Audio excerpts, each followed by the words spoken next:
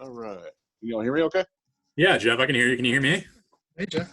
All right. Cool. Well, thanks for coming on the 6-3 podcast.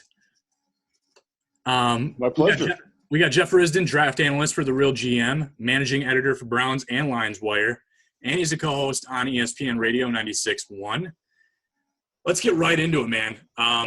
We have to make or break year for Bob Quinn and Matt Patricia, and Bob Quinn has a pattern of drafting scheme-specific players. Is he going to stick to his approach of drafting scheme-specific players, or is he going to take the best player available this year? I think he's going to try to marry those two. I think he tries to do that every year. This year, it does seem like, especially at the cornerback position, they're definitely more scheme-related than best player available. I'll use Jeff Okudah as an example. He fits the scheme very well. If they were in a different position where like a guy like Henderson from Florida is there, he's not a scheme fit at all. So if it were a choice between the two, they would obviously take Okudah. They're not going to have that decision at number 3 because Henderson's not that regarded, but that's the type of thing that they're going to do. Now, later in the draft, yes, I do think you're going to see a little bit more scheme-specific things. You're not going to see a 235-pound edge rusher. That's just not what they do. You're not going to see a wide receiver that's under 185 pounds. Like, it's just not what they do. They have certain thresholds and certain athletic qualifications that they have, and they want to see guys that fit. They're not going to have an offensive guard who's, 295 pounds and really good at getting out to the edge, but can't handle a bull rush and can't, blast the guy in front of him. That's just there's definitely a lot of scheme that goes into what they do, and they tend to just not even consider guys that don't fit what they do scheme-wise. Now, in your latest mock draft, you did have the amazing thing happen with Chase Young falling to the Lions at 3. Do you think this is a real possibility, or do you think it's going to be Jeff Okudah? I think it's going to be Okudah. I was on the train for a long time that Washington wasn't actually going to take Chase Young because it will be the 4th defensive end in a row they've taken in the first round. And he and Montez Sweat are effectively the exact same player. Young is better, but Sweat was really good last year. Remember how the Lions were going to draft him last year at number 8? He was a really good pick. He's a good football player, and now they're going to take a guy that does the exact same thing. I can't fathom them doing that, but they're doing that. That's one of the reasons why they're picking second. The Lions are picking third. There are teams that do things a lot stupider than the Lions do, Redskins being one of them. So that's unfortunately been taken off the table. It sure seems everybody who covers the Redskins is saying that they're taking Chase Young. I'm not going to argue with them, so I think he's going too. Even 3 weeks ago, I didn't believe it, but can't argue the facts. Yeah, Jeff, you said you think they'll take Okudah. I've kind of seen, and I think we've all seen, kind of two sides of the coin of they either take Okudah or they try to trade back to a later pick, maybe 5 to 7 range, somewhere in there with one of these teams looking to get the pick of Justin Herbert or Tua. How likely, kind of put those be on the other side of each other, how likely is it, do you think, that they'll either stay at 3 and pick Okudah or try to drop back, maybe even still get Okudah, or just try to get some more draft capital or another player with one of those teams looking to jump up?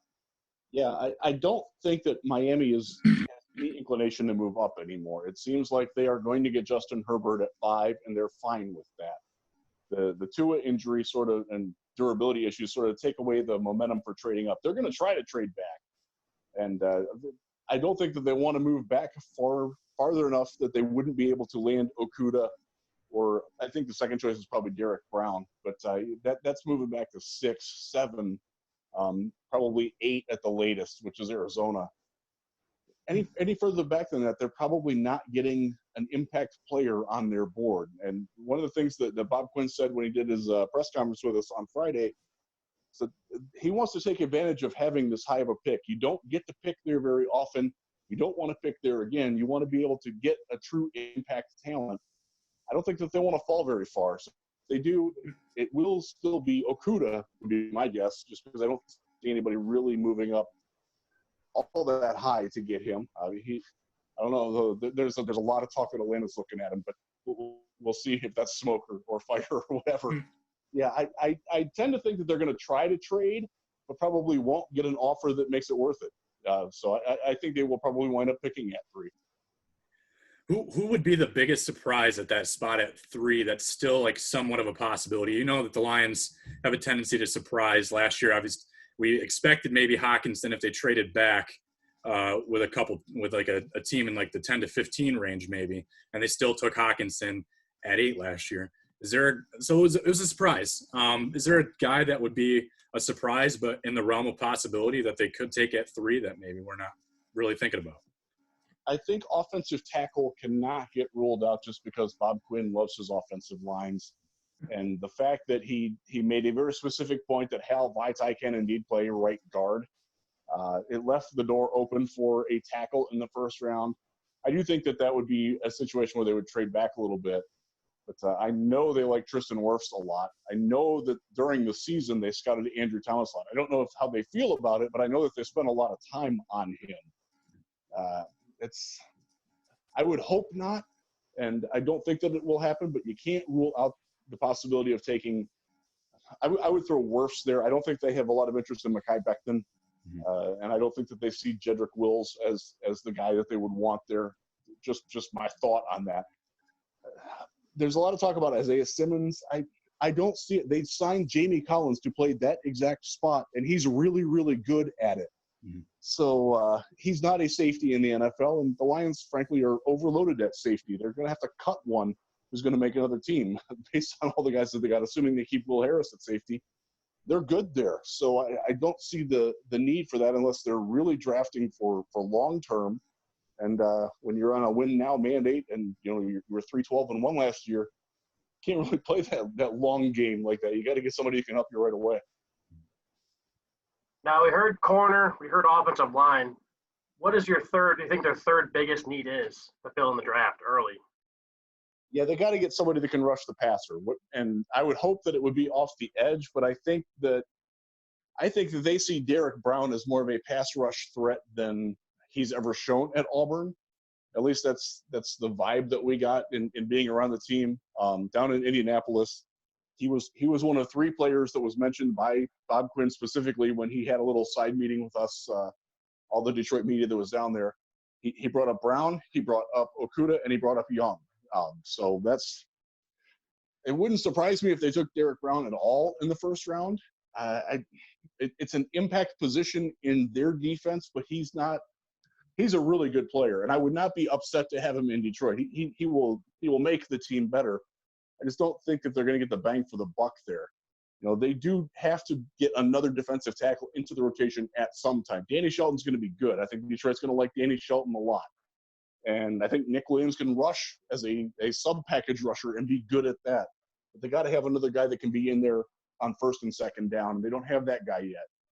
They need an edge pass rusher to line up outside Trey Flowers or on the other side of Trey Flowers. They don't have that guy at all. If you're going into the season with Romeo Okwara in that role, that's not good. So they got to get somebody. Problem is that this is not a great pass rushing draft. So, normally they're actually set up pretty well in terms of their needs versus like where the draft is good. The one exception to that is pass rush. If they can't get one at the top, they're going to be doing a little bit of projecting there, which is why I do think that they will consider an interior lineman who can rush, like Brown or like Justin Matabuike or like Ross Blacklock, guys like that would be on day 2. Yeah, so outside of maybe the first and second round with the Lions having some high pick in the second round, kind of getting to like third, fourth, fifth, what kind of positions do you see the Lions going for? I've heard running back a bit. I've even heard some possible trade talks of like a Leonard Fournette type or something. I like Kerryon Johnson personally. I think a lot of people do with the injury concerns. Take what you want with those. But do you see them going for running back, or do you see them going somewhere else kind of in those middle rounds? I don't think it will be early. I don't think it will be before. I can't say that. Be before Saturday, which is when the 4th through 7th rounds are. I just don't see them taking one that high. Bo Scarborough's back. They liked what they got from him last year. By the way, he was good. I like what I got from him too. Mm-hmm. If you get Kerryon Johnson back healthy for the 12 and a half games that he'll play for you on rough average, he's a pretty good one. Ty Johnson could step up in the second year, so I don't think that they're not bereft at running back. And they're actually coming off their best season running the ball since 2013. I don't think a lot of fans realize that. They were actually pretty good running the football last year. So I can see them adding a guy like Zach Moss from Utah he'd be wonderful for me. I love the guy. He might require that last pick in the third round, which is down there. And that's probably the earliest you would see a running back. Trading for Fournette is interesting because he's getting dogged. This is a guy who rushed for over 1,100 yards last year and caught 75 passes. I know that he's a malcontent, and I know that his teammates don't like him. I know that his coaches hated him. But, man, that's a really good football player to get for a fourth-round pick. So I wouldn't be upset with that happening at all. I don't think that the Lions are going to be in that business, but, man, it'd be nice if they were at least considering it. Because he has some warts, but dude can play too. Now, first part of this question is what do you grade the Lions free agency this year? And then they still look like they have $30 million or so in cap. What are they saving it for, despite this being a must-win year? I figured Bob Quinn would spend what he needs to get who he wants to save his job. Yeah, to answer the second one first, that's a very good question. I think we would all like to know what he's saving it for. They do have to extend Kenny Golladay at some point. If they're giving him all $30 million, they're idiots. They just can't do that. So maybe they're looking at a guy like Yannick Ngakoue, who is talking his way out of Jacksonville very quickly. He had a fight with his owner's son on Twitter today, which was fantastic. And he wants out. He's going to want Trey Flowers' money at minimum, though. He's really good. He'd be your answer at pass rusher, and I would support that. So I think they're keeping their options open for that with their money. Beyond that, though, I don't know why they didn't go a little bit more aggressively after a couple of other players. For overall free agency, I love the Jamie Collins signing. It's great. Now, I have to give the caveat. I covered him in Cleveland on the bad football team, and he absolutely quit on that team. There is no denying it. He checked out, and it was ugly. And you can find video of him just standing still in the red zone while passes are going behind his head for touchdowns. Having said that, he's a really, really good football player, and he's an athletic freak. If you like Isaiah Simmons' athleticism, Collins was him before him, except he played defensive tackle in college at 255 pounds instead of playing safety at 240 pounds. He's a marvel, and I do think that he can do a lot of the things that the Lions defense struggled with last year. They got better in the middle of the field defense with a guy like Harmon coming in, with a guy like Danny Shelton. The middle of field defense has upgraded a lot. The rest of their free agent moves, they've probably had a net loss overall. Desmond Trufant is not Darius Slay. You can try to make him that. He ain't it. He's a number 2 cornerback on a good defense. If he's your number 1, you're going to want a really, really good number 2. Which is probably what he is. The rest of what they've done, Hal Vaitai, at best, he's a push with Rick Wagner, even though he's younger. And the way that they paid him, my goodness, it's an interesting decision. And you let Glasgow go, and you only replace him with guys that you had last year who nobody liked, and Odeabushi and Kenny Wiggins. Those guys didn't get sniffs from any other team. That should tell you that they're probably not all that coveted. So I don't think that they got any better on offense. Defense, they got somewhat better, but they didn't replace their big thing. So that's harking back to my days teaching middle school civics. That's about a C- for me. Well, with a C- so far off season, what do you translate that into? What are your expectations going into next year? Well, that's a good question. A lot of people have asked me that over the last few days. I think with Matthew Stafford healthy, that erases a lot of sins, and it makes them that much better. They were 3-4-1 with him last year, and they should have beaten the Packers, and they probably did beat the Packers actually, and kind of taken away from them. They should have beaten the Cardinals. I think defensively, they did get better in the middle of the field, and that is going to help because it's going to stop those god-awful crossing routes that people just toasted them with all last year. I hated watching it. It killed me. So in terms of like getting off the field on defense, I think they probably are going to be a little bit better. They're going to give up some big plays, though.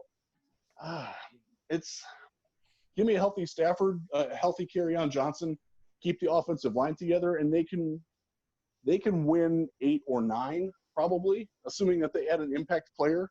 But they got to get an impact player, and they got to stay healthy. They just don't have the impact top end talent that a lot of other teams do, including the teams that they're chasing in the division.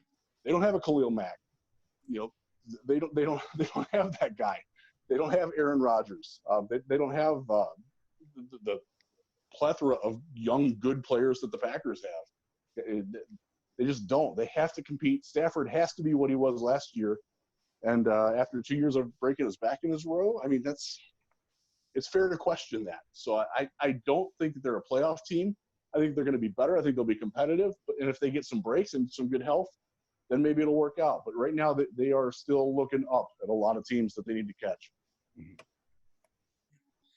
You, speaking of this coming season, aside from the draft, do you see anybody that's on the Lions roster now that won't get cut but won't be here by the time the trade deadline, rolls around? Any names that stick out to you that the Lions probably, or depending on how the season goes, I know that can change so many things. Do you know any names or think of any names that they might move on from? Yeah, I totally get the spirit of what you're asking there. Marvin Jones is the biggest name that I would expect. He's in the last year of his contract. He's not going to be back in 2021.